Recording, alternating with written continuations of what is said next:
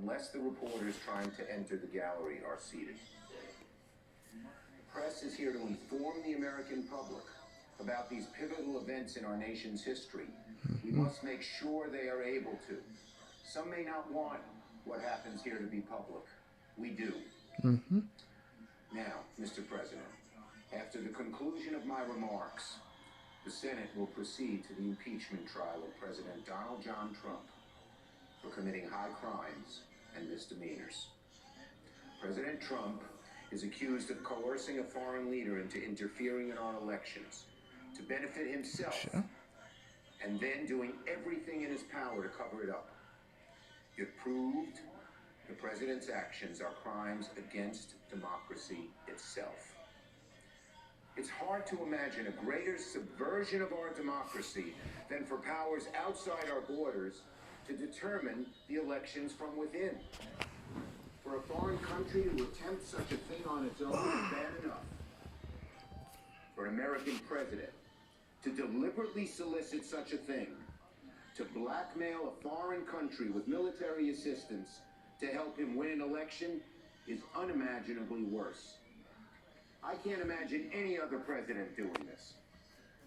Beyond that, for then the president to deny the right of Congress to conduct oversight, deny the right to investigate any of his activities, to say Article 2 of the Constitution gives him the right to, quote, do whatever he wants. We are staring down an erosion of the sacred democratic principles for which our founders fought a bloody war of independence. Such is the gravity of this historic moment. Now, one senator Inhofe is sworn in at 1 p.m. The ceremonial functions at the beginning of a presidential trial will be complete. The Senate then must determine the rules of the trial. The Republican leader will offer an organizing resolution that outlines his plan for the rules of the trial. It is completely partisan. It was kept secret until the very eve of the trial. And now that it's public, it's very easy to see why. The McConnell rules seem to be designed by President Trump for President Trump. It asks the Senate to rush through as fast as possible and makes getting evidence as hard as possible. It could force presentations to take place at 2 or 3 in the morning so the American people won't see them.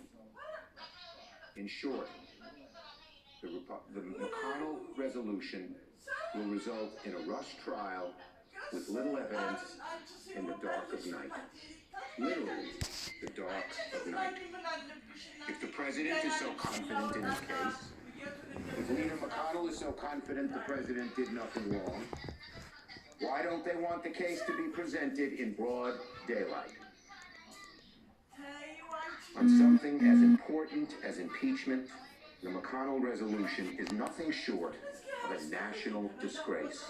This will go down, this resolution, as one of the darker moments in the Senate history. Perhaps one of even the darkest. Now, Leader McConnell has just said he wants to go by the Clinton rules. Then why did he change them in 4 important ways at minimum? To all make the trial less transparent, less clear, and with less evidence.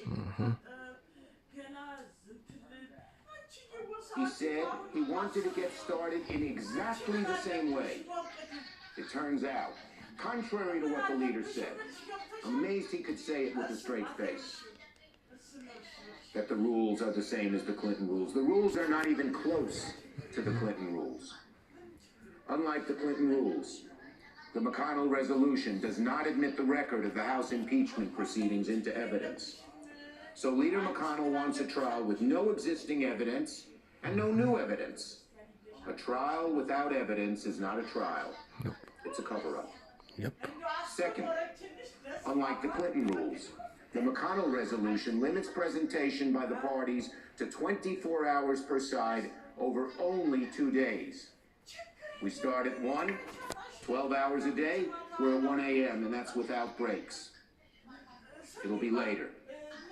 Leader McConnell wants to force the managers to make important parts of their case in the dark of night.